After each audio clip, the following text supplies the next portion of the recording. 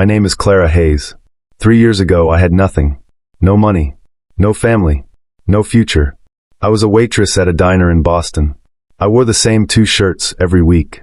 I lived in a studio apartment with broken heating and a landlord who didn't care. But I had someone. His name was Marcus. Marcus Shaw. Tall. Handsome. Successful. He worked in finance. He wore expensive suits. He drove a BMW.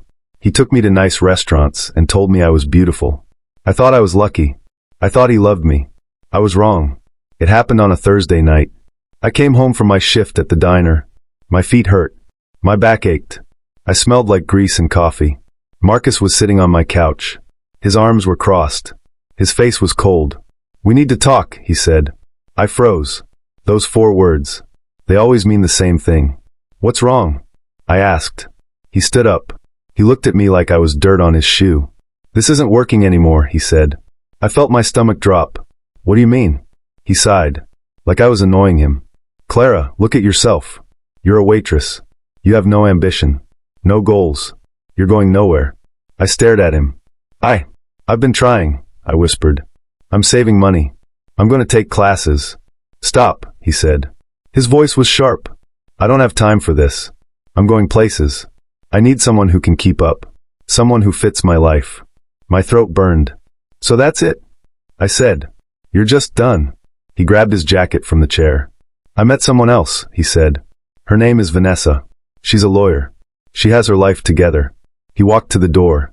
Then he turned back. "You should be grateful I gave you a chance at all," he said. "You were never going to be enough." The door slammed.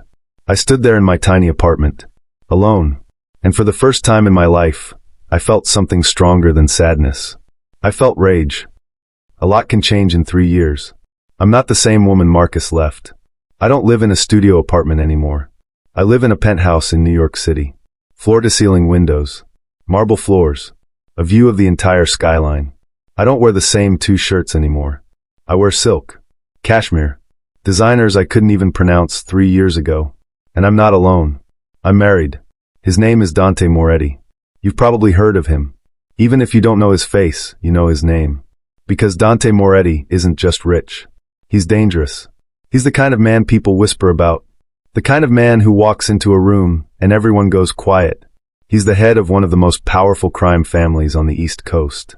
And somehow he's mine. I met Dante 2 years ago. It wasn't romantic. It wasn't fate. It was survival. I was working at a high-end restaurant in Manhattan. I'd clawed my way up from the diner in Boston. I was a hostess. The pay was better. The tips were better. But it was still hard. One night, a man came in. He didn't have a reservation. But the manager practically ran to seat him. That's how I knew he was important. He sat alone at a corner table. Dark suit. Dark eyes. He didn't smile. He didn't make small talk. He just watched. I brought him water. "Can I get you anything else?" I asked. He looked at me. Really looked at me. Not the way men usually did. Not like he wanted something. Like he was trying to figure me out. "What's your name?" he asked. "Clara." He nodded slowly. "You don't belong here," he said. I blinked. "Excuse me?" "You're better than this place," he said. His voice was calm. Certain. I didn't know what to say.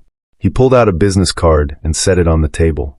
"If you ever need help," he said, "call me." Then he left. I looked at the card. Dante Moretti. No title. No company. Just a name and a phone number. I should have thrown it away. But I didn't. 3 months later, I called him. I was in trouble. My landlord was evicting me. I owed money I didn't have. I was drowning. I didn't know where else to turn. Dante answered on the first ring. "Clara," he said, like he'd been waiting. I need help," I said. "Tell me where you are." 20 minutes later, a black car pulled up outside my building. Dante stepped out. He looked at me, at my bruised wrist from where my landlord had grabbed me, at the tears I was trying to hide. "Get in the car," he said. I did. He didn't ask questions. He took me to his penthouse. He gave me a room. He told me I could stay as long as I needed. And for the first time in years, I felt safe. I stayed in Dante's penthouse for 2 weeks. He didn't ask for anything. He didn't touch me. He barely even spoke to me. But he was always there. In the mornings, there was coffee waiting. At night, there was dinner on the table. He worked late. I heard him on phone calls in Italian. Low, dangerous conversations I couldn't understand. But when he came home, he always checked on me. "Do you need anything?" he'd ask. Always the same question. Always the same quiet tone. I started to feel guilty. "I should go," I said one night. "I can't keep taking from you." He looked at me from across the living room. "Where will you go?" I didn't have an answer. He walked over. He stopped a few feet away. Close, but not too close. "I have a proposition," he said. My heart skipped. "What kind of proposition?" "Marry me." I stared at him. "What?" "Marry me," he said again. His face was unreadable. "It's not romantic. It's practical." I felt dizzy. "I don't understand." He sat down. He didn't look at me. "I need a wife," he said. "For appearances. For business. The world I live in, it's easier with someone by my side." "And you want me?" "You don't ask questions," he said. "You don't demand things. You're quiet." It should have hurt. But it didn't. Because I understood. He wasn't offering love. He was offering protection. "What do I get?" I asked. "Everything," he said. "Money. Safety. A life." I looked at him. This man. This stranger. This dangerous, powerful man who had saved me without asking why. "Okay," I said. He nodded once. "We'll get married next week." And we did. No big ceremony. No guests. Just a judge. 2 witnesses. And a ring I didn't expect. Dante slid it onto my finger. He didn't smile. But his hand was steady. And for a moment, I felt something I hadn't felt in years. Hope. Being Dante's wife was strange. We lived together. We shared a home. But we were strangers. He slept in his room. I slept in mine. He went to work. I stayed home. He didn't tell me what he did. I didn't ask. But I learned quickly. Dante Moretti was feared. People moved when he walked into a room. They spoke carefully. They never said no. And I was his wife. That meant I was untouchable. I liked that. One night, Dante came home late. I was in the kitchen. I couldn't sleep. He walked in. His shirt was unbuttoned. His knuckles were bruised. "Are you hurt?" I asked. He looked at me, surprised. "No. I got ice from the freezer." I wrapped it in a towel. "Here," I said. He stared at the towel, then at me. Slowly, he took it. "Thank you," he said. It was the first time he'd ever thanked me. We stood there in silence. Not awkward. Just quiet. "Why did you really marry me?" I asked. He didn't answer right away. "Because you didn't look at me the way everyone else does," he finally said. "How do they look at you? Like I'm a monster." I met his eyes. "You saved me," I said. "Monsters don't do that." He didn't smile. But something in his face changed. Something soft. Something real. 2 months into our marriage, Dante told me we had to attend a charity gala. "It's important," he said. "People need to see us together." I was nervous. I'd never been to anything like that. Dante hired a stylist. She brought dresses, jewelry, shoes. I felt like a doll. But when I looked in the mirror, I didn't recognize myself. I looked powerful. The gala was in a grand ballroom in Manhattan. Chandeliers. Champagne. Men in tuxedos and women in diamonds. Dante's hand rested on my lower back as we walked in. People stared. I felt their eyes. But Dante didn't seem to care. "Stay close to me," he said quietly. I nodded. We moved through the crowd. Dante shook hands. He spoke in that low, controlled voice. And I smiled. I played the part. Then I saw him. Marcus. He was across the room. In a navy suit. His arm around a woman with blonde hair. "Vanessa." My breath caught. Dante felt me tense. "What's wrong?" he asked. "Nothing," I lied. But Dante followed my gaze. His jaw tightened. "Who is that?" "No one. Clara." His voice was a warning. I looked up at him. "My ex-boyfriend," I said quietly. Dante's eyes went cold. "The one who left you?" I nodded. For a long moment, Dante said nothing. Then he took my hand. "Come with me," he said. He walked straight toward Marcus. My heart pounded. "Dante, don't." But it was too late. Marcus turned. He saw me. His face went white. "Clara," he said. I didn't speak. Dante stepped forward. "You must be Marcus," Dante said. His voice was calm. Deadly. Marcus looked at him. Confused. "I'm sorry, do I know you?" "No," Dante said. "But you know my wife." Marcus's eyes went wide. "Your wife?" Dante's hand tightened on mine. "Yes," he said. "Clara is my wife." Marcus stared at me. Then at Dante. You married him?" I lifted my chin. Yes. Marcus looked like he'd been slapped. Vanessa looked between us, confused. You told me she was nobody, Vanessa said to Marcus. Dante smiled. It wasn't a kind smile. She's not nobody, Dante said. She's everything. He pulled me close. And then he kissed me. In front of everyone. In front of Marcus. It wasn't gentle. It was possessive. Claiming. And when he pulled away, I was breathless. Marcus looked sick. Dante leaned in close to him. If you ever speak to her again, Dante said quietly, I'll make sure you regret it. Then he walked away, taking me with him. After the gala, something changed. Dante looked at me differently. He touched me more. His hand on my back. My waist. My hand. Small things. But they mattered. One night, I found him on the balcony. He was smoking a cigarette, staring at the city. Can I join you? I asked. He nodded. I stood beside him. Thank you, I said, for what you did. At the gala. He didn't look at me. He hurt you. Yes. I don't like when people hurt you. My chest tightened. Why? I asked. He finally looked at me. Because you're mine. It should have sounded controlling. But it didn't. It sounded like a promise. Dante, I said softly. He turned to face me fully. I didn't marry you for business, he said. My heart stopped. What? I married you because I wanted you, he said. From the moment I saw you in that restaurant. I knew. Knew what? That I'd never let you go. He reached out.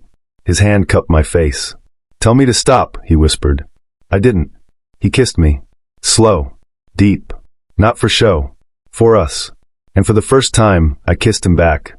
The next morning, I woke up in Dante's bed. He was already awake. Watching me. Good morning, he said. I smiled. Good morning. He kissed my forehead. Then his phone rang. His face changed instantly. What? He said into the phone. He listened. His jaw clenched. When? Pause. Don't let him leave. He hung up. What's wrong? I asked. Nothing you need to worry about. Dante. Stay here, he said. I'll be back soon. He got dressed quickly. Then he left. I tried not to worry. But hours passed. He didn't come home. I called him. No answer. I texted him. Nothing. By nightfall, I was panicking. Then the door opened. Dante walked in. But he wasn't alone. 2 men were with him. They were dragging someone.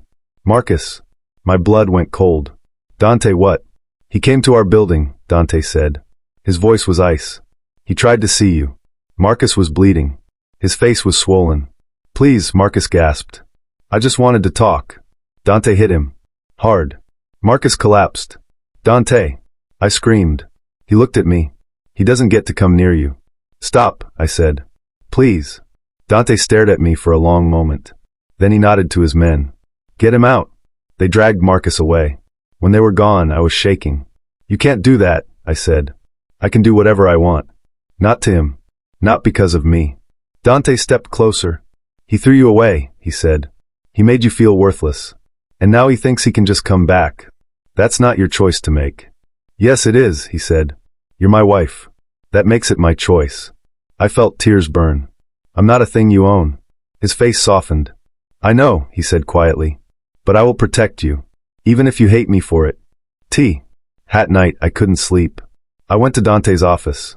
He was at his desk. Papers everywhere. Can't sleep? He asked without looking up. Tell me the truth, I said. About what? About who you really are. He stopped writing. Slowly, he looked at me. You don't want to know. Yes, I do. He leaned back in his chair. I've killed people, Clara. I felt my stomach drop. What? I've hurt people. I've destroyed families. I've done things I can't take back. His voice was flat. Empty. Why are you telling me this? Because you deserve the truth, he said. I'm not a good man. I never will be. I walked closer. Then why did you save me? He looked away. Because you looked at me like I was human. My heart broke. You are human. No, he said. I'm a monster who fell in love with an angel. I stopped breathing. You love me? He stood. I've loved you since the day I met you, he said. And that's why you should leave. Because loving me will destroy you. I walked up to him. I took his face in my hands. I'm not leaving, I said. Clara. I'm not leaving, I said again. Because I love you too. He stared at me. Like he couldn't believe it. Then he kissed me. Desperate. Hungry. Like I was the only thing keeping him alive. And maybe I was. 2 weeks later, everything fell apart. Marcus went to the police. He told them Dante had assaulted him. He gave them evidence. Photos. Witnesses. Dante was arrested. I watched them put him in handcuffs. Clara, he said calmly. Listen to me. I'm listening. Call Vincent. He'll handle this. I'm coming with you. No.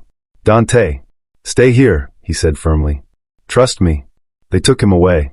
I called Vincent. Dante's lawyer. His right hand. I'll get him out, Vincent said. But Clara, you need to be careful. Why? Marcus isn't working alone. My blood ran cold. What do you mean? There are people who want Dante gone, Vincent said. They're using Marcus to do it. Who? Enemies. Rivals. People who've waited years for an opening. What do I do? Stay inside. Don't talk to anyone. And whatever you do, don't trust Marcus. But I didn't listen. That night Marcus called me. Clara, we need to talk. I have nothing to say to you. I can make this go away, he said. All of it. The charges. Everything. How? Meet me. Tomorrow. Alone. Why would I do that? Because if you don't, Dante will spend the rest of his life in prison. He hung up. I met Marcus at a warehouse on the docks. I know. Stupid. But I was desperate. He was waiting inside. Clara, he said. He smiled. You came.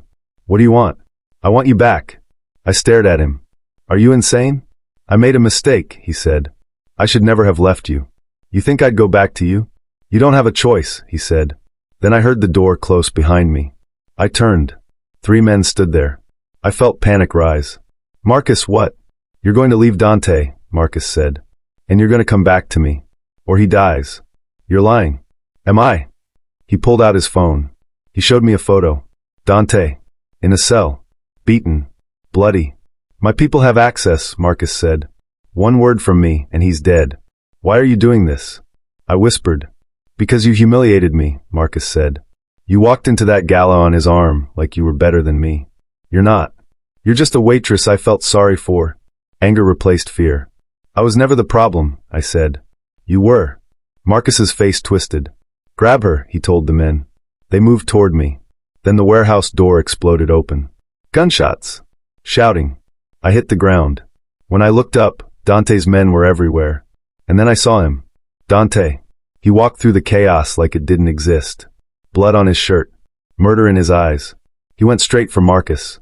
Dante grabbed Marcus by the throat. You touched my wife, Dante said quietly. Marcus gasped for air. Please. Dante hit him. Again. Again. Dante. I screamed. Stop. He didn't. Dante, you'll kill him. He looked at me. His eyes were empty. Isn't that what you want? No, I said, tears streaming. I want you. He stared at me. Then he dropped Marcus. Marcus fell to the ground, choking. Dante walked to me. He pulled me into his arms. I'm sorry, he whispered. I'm so sorry. Take me home, I said. And he did. Marcus disappeared after that night. No one knows where he went. Dante says he left the country.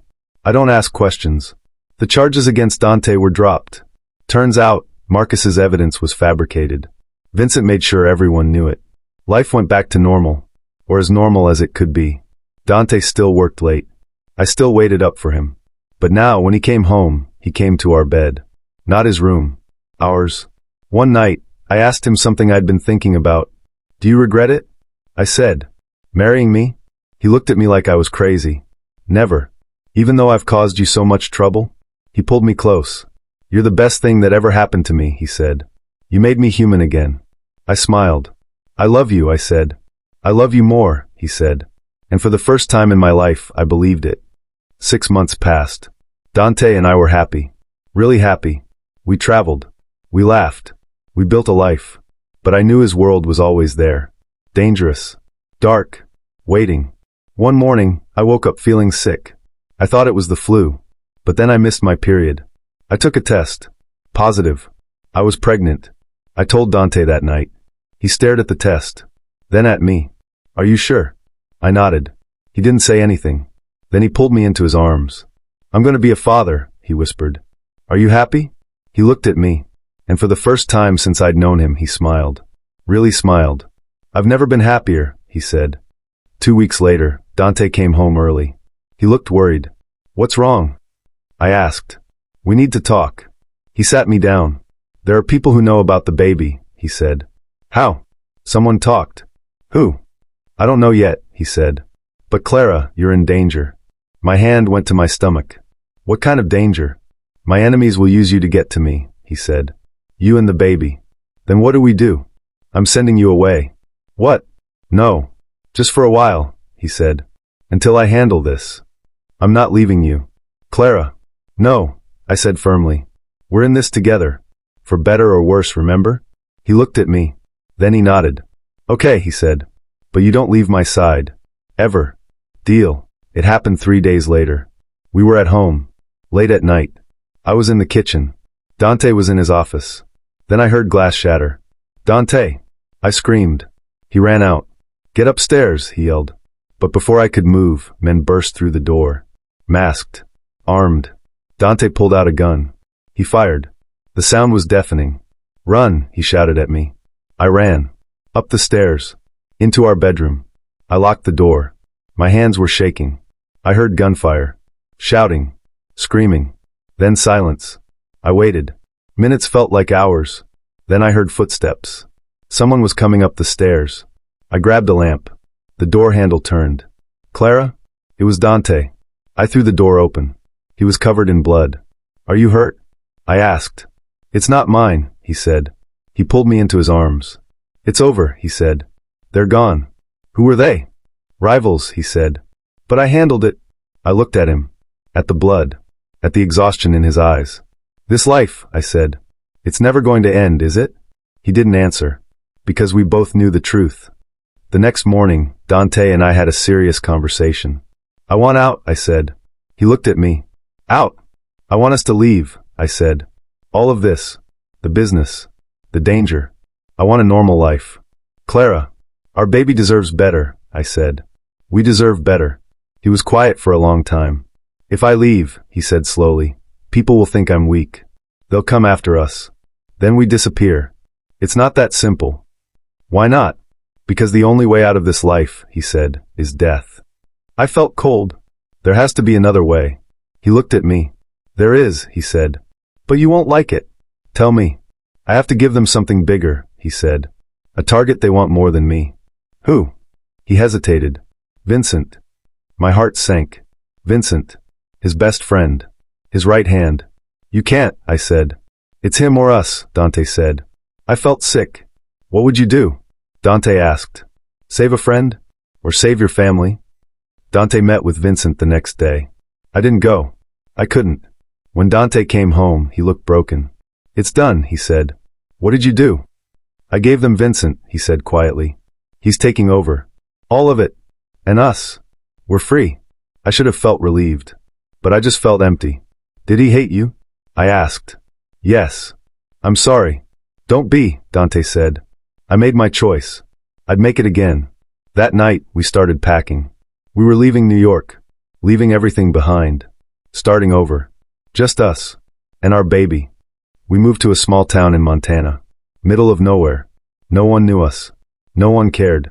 Dante bought a house by a lake. It was quiet. Peaceful. Strange. The first few weeks were hard. Dante didn't know what to do with himself. He was used to constant danger. Constant movement. Now he had nothing. I don't know how to do this, he said one night. Do what? Be normal. I took his hand. Neither do I said. But we'll figure it out. Together.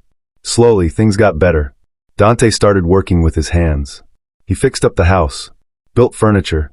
Worked on the dock. I watched him change. The hardness in his eyes softened. The tension in his shoulders eased. He was becoming someone new. Someone better. And I fell in love with him all over again. I went into labor on a Tuesday. It was early morning.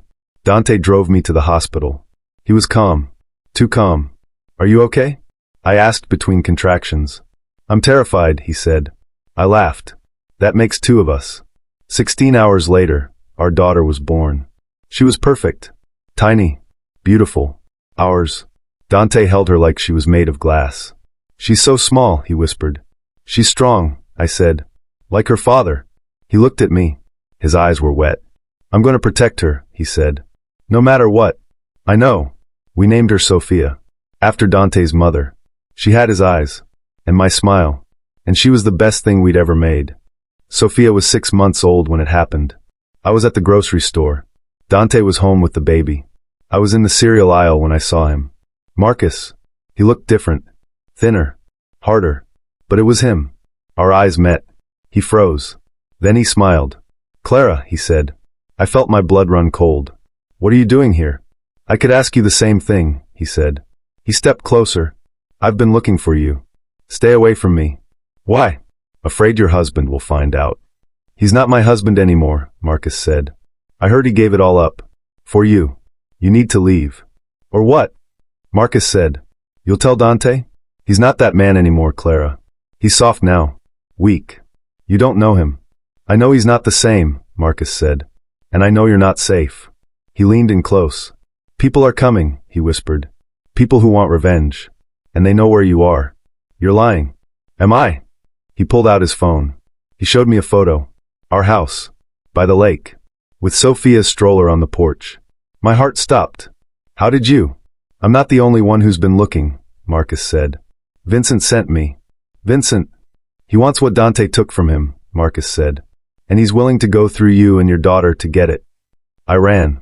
Out of the store. To my car. I called Dante. Come home, I said. Now. What's wrong? Marcus is here. He knows where we are. Vincent is coming. Silence. Get home, Dante said. His voice was ice. Lock the doors. Don't open them for anyone. Dante. I'm on my way. He hung up. I drove like hell.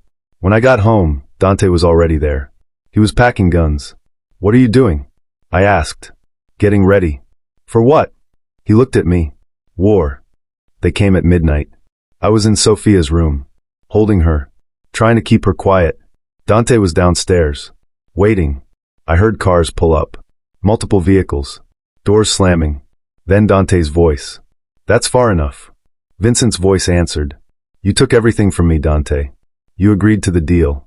I lied, Vincent said. Did you really think I'd let you walk away?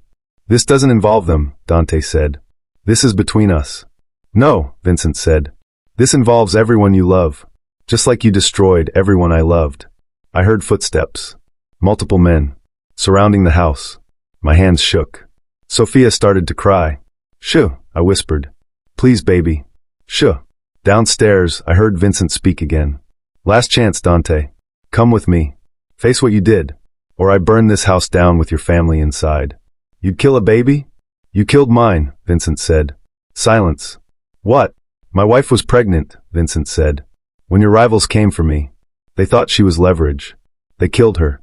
And my unborn son. My blood went cold. Vincent, I didn't know. You didn't care. Vincent screamed. You gave me to them to save yourself. And now you get to play house while my family is dead. I heard Dante's voice crack. I'm sorry. Sorry doesn't bring them back. Then kill me, Dante said. But let them go. No. That's when I made my decision. I put Sophia in her crib. I grabbed the gun Dante had given me weeks ago. And I went downstairs. I walked out the front door. Dante's eyes went wide.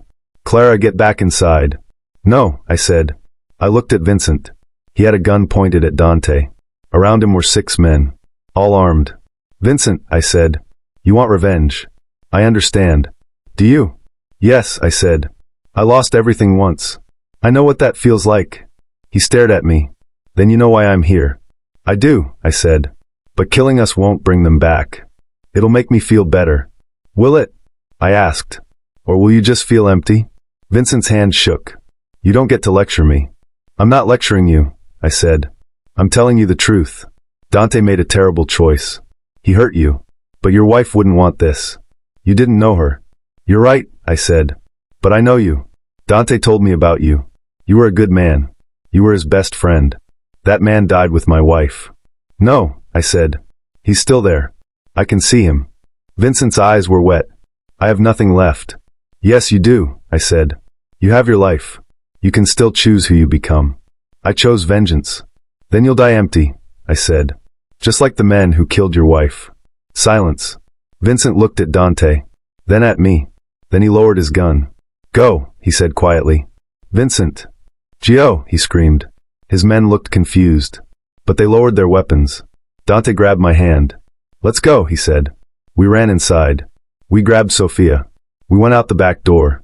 To the car. We drove. We didn't stop. We didn't look back. We drove all night. Through Montana. Into Canada. We didn't talk. Sophia slept in her car seat. Dante's knuckles were white on the steering wheel. At dawn we stopped at a motel. Small. Dirty. Safe. Dante carried Sophia inside. I locked the door behind us. We sat on the bed. What do we do now? I asked. I don't know. Will he follow us? Maybe. I felt tears coming. I can't do this anymore, Dante. I can't keep running. He looked at me. Then we stop. What? We stop running, he said. We find a place. We disappear for good. New names. New lives. Can we do that? We have to. He pulled out his phone. He made a call. It's me, he said. I need papers. For 3 people. Pause. I know what it costs. Pause. We'll meet you tomorrow. He hung up. Who was that? I asked. Someone who owes me, he said. We'll have new identities by tomorrow night. And then we vanish. 24 hours later, we were different people. I was Emily Grant. Dante was Michael Grant. Sophia was Anna Grant. We had passports, driver's licenses, birth certificates, everything we needed. Where do we go? I asked. Dante looked at a map. Somewhere no one would think to look. He pointed. Here. It was a small town in New Zealand. Middle of nowhere. That's on the other side of the world, I said. Exactly. We took 3 flights. Changed planes twice. Used cash. Left no trail.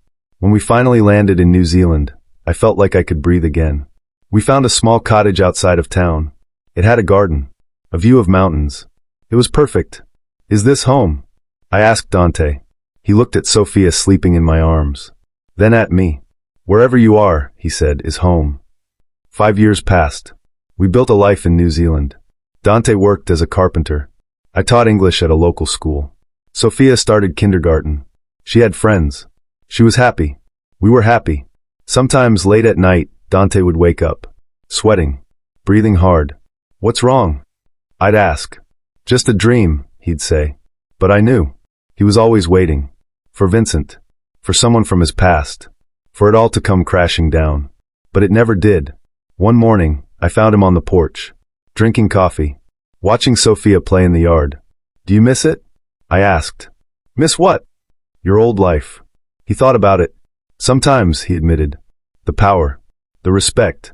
But I'd rather have this, he said. You. Sophia. Peace. I sat beside him. Do you think we're safe? I asked. I think we're free, he said. That's better than safe.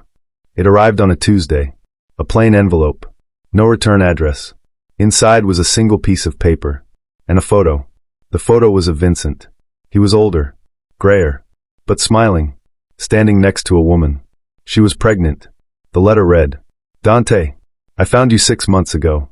I've been watching. Waiting to see if I still wanted revenge. But watching you with your family, I realized something. You're already dead. The man you were is gone. And I don't want to kill the man you've become. You saved my life once. Long ago. Before everything went wrong. I never forgot that. So I'm letting you go. This is me choosing to live instead of chase ghosts. Don't contact me. Don't come back. Stay dead. V. I watched Dante read it. Tears rolled down his face. It's over, he whispered. It's over, I agreed. He pulled me close. We're really free. That night, Dante burned the letter. We watched it turn to ash. And with it, his past. Sophia was 12 now. Smart. Strong. Beautiful. She didn't know about her father's past. She thought he'd always been Michael Grant. Carpenter. Father. Simple man. And maybe that's who he really was now. One day, Sophia came home from school. Dad, she said, there's a career day next week. Will you come? Dante smiled. Of course. What will you talk about? He thought about it. I'll talk about building things, he said. How you take broken pieces and make them whole. Sophia hugged him. You're the best dad ever. I watched them, and I thought about everything we'd been through. The pain, the fear, the running. And I realized something. We didn't just survive. We won. That night, after Sophia went to bed, Dante and I sat outside, looking at the stars. Do you ever regret it? I asked. Leaving everything behind? Never. Even the power? Especially the power, he said. Power is a prison. This is freedom. He took my hand. You saved me, Clara. We saved each other. 2 weeks later, everything changed. I was at the grocery store. Sophia was with me. We were in the produce section. That's when I saw him. Marcus. He looked terrible. Thin. Scarred. Desperate. Our eyes met. Clara, he said. Sophia looked up. Mom, who's that? No one, I said quickly. Stay close to me. I tried to walk away, but Marcus grabbed my arm. We need to talk. Let go of me. Vincent is dead, Marcus said. I froze. What? He was killed. 3 days ago. And the people who killed him, they're looking for Dante. My blood went cold. You're lying. I wish I was, Marcus said. They know he's alive. They know he's here. How? Marcus looked away. Because I told them. Everything stopped. What? I'm sorry, Marcus said. They were going to kill me. I had to give them something. I felt rage like I'd never felt before. You sold us out. I didn't have a choice. I slapped him. Hard. You always have a choice, I said. Sophia was staring. Mom. I took her hand. We're leaving. I ran. Out of the store. To the car. I called Dante. They know, I said. Marcus told them. They're coming. Silence. Then, get home. Now. When I got home, Dante was packing. We have maybe an hour, he said. Then what? Then we're gone. Sophia was crying. What's happening? She asked. Dante knelt down. Sweetheart, listen to me. We have to leave. Right now. Why? Because some bad people are coming, he said. And I need to keep you and your mom safe. Are we in danger? He looked at her. Really looked at her. Yes, he said honestly. But I won't let anything happen to you. I promise. We threw everything in the car. We were about to leave. Then we heard engines. Multiple vehicles. Coming up the road. Too late, Dante said. He looked at me. Take Sophia. Go out the back. Through the woods. Don't stop until you reach town. I'm not leaving you. Clara, go. No. The cars stopped outside. Doors opened. Men got out. 6 of them. All armed. One stepped forward. Dante Moretti, he called out. We know you're in there. Dante looked at me. Take her, he said quietly. Please. Dante. I love you, he said. Both of you. Now go. I grabbed Sophia. We went out the back. But I didn't run. I couldn't. I hid us behind the shed. Where I could see. Where I could watch. Dante walked out the front door. Hands up. Unarmed. I'm here, he said. Let's talk. The leader smiled. There's nothing to talk about. Then why are you here? Revenge, the man said. Vincent was our friend. You gave him up. You got him killed. I tried to save him. By sacrificing him, the man screamed. You think we don't know? You traded his life for yours. Dante was silent. I did what I had to do, he finally said. And now we're doing what we have to do. The man raised his gun. That's when Sophia screamed. She broke away from me. She ran toward Dante. Daddy! Everything happened at once. Dante turned. The man fired. I ran. The bullet hit Dante in the chest. He fell. Sophia reached him. Daddy! Daddy, no! I was screaming. The men were backing away. They hadn't meant to shoot in front of a child. I fell to my knees beside Dante. His shirt was red. So much blood. Dante, I sobbed. Stay with me. He looked at me. I'm sorry, he whispered. Don't you dare, I said. Don't you dare leave us. Take care of her. You're going to take care of her, I said. You're going to be fine. But we both knew that was a lie. His hand touched my face. I love you, he said. I love you too. He looked at Sophia. Be strong, he told her. Like your mother. Then his eyes closed. Sophia is 22 now. She's in law school. She's brilliant. Fierce. Kind. Everything I could have hoped for. We still live in New Zealand. In a different house. A different town. But we never left. Because this is where Dante's buried. I go to his grave every Sunday. I bring flowers. I talk to him. I tell him about Sophia. About my life. About how much I miss him. Today, Sophia came with me. She rarely does anymore. But today she did. Do you think he can hear us? She asked. I hope so. She knelt by the grave. Hey Dad, she said softly. I got accepted to Columbia Law School. Full scholarship. She smiled through tears. I'm going to help people. Like you helped Mom. She touched the headstone. I wish you were here to see it. After a moment, she looked at me. Do you regret it? She asked. Loving him? I thought about it. About everything we went through. The pain. The fear. The loss. But also the love. The safety. The freedom. No, I said. Not for a second. Even though it ended like this? It didn't end, I said. Love doesn't end. It just changes. We walked back to the car. Sophia put her arm around me. Mom. Yeah. Thank you. For what? For showing me what real love looks like, she said. What it means to choose someone. Every day. No matter what. I smiled. Your father taught me that. Then thank you both. As we drove away, I looked back at the cemetery, at Dante's grave, and I whispered the words I say every time I leave. Until we meet again. Because that's the thing about love. It doesn't die. It doesn't fade. It just waits. And someday, somehow, somewhere, we'll find each other again. The end.